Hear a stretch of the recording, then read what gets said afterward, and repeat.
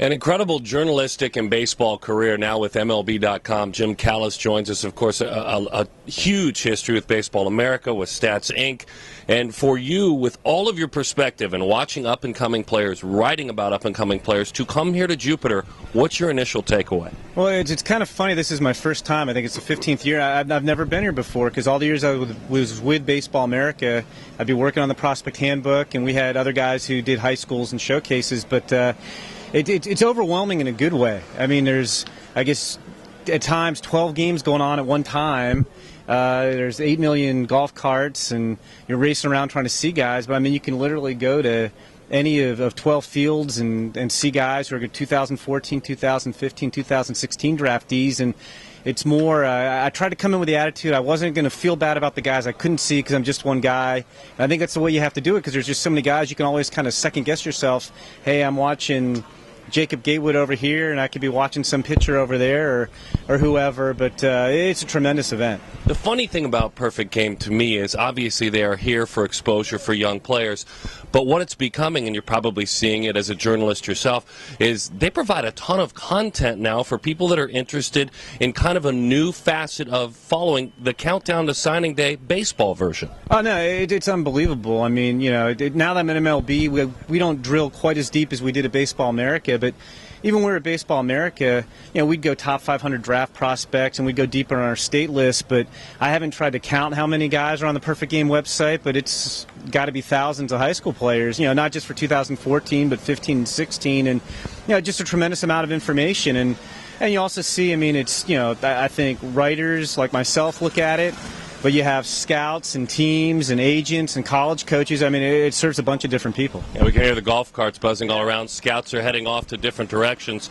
Major League Baseball's advanced media has been so far ahead of the curve for more than a decade now. You have to be excited to be partnered up with them. I really am. I mean, they do a tremendous job. I think they were really the first internet entity to capture the game experience. You know, you could get MLB baseball games on your smartphone or on your computer, I think, before anybody else. And you know, they're trying to grow the prospect and draft side of things. I mean, you've seen, just from a TV standpoint, you know, the draft show keeps getting bigger and better every year. Last year's draft show on MLB Network, I want to say, were there 9 I've lost track. It was like 9 or 10 players there, which was probably more total than they had the previous 4 broadcasts. So there's just more interest, I think, nationally in the draft, in prospects, and that's kind of why they brought me aboard to help feed into that. And on the personal side, Georgia alum, obviously, and a very martial art involved family. Expound, please. Well, everybody but me. It's my wife's a black belt. 3 of my kids are black belts. My oldest son, who is off of college, is a brown belt. I have a bad back, so I dropped out at the blue belt level.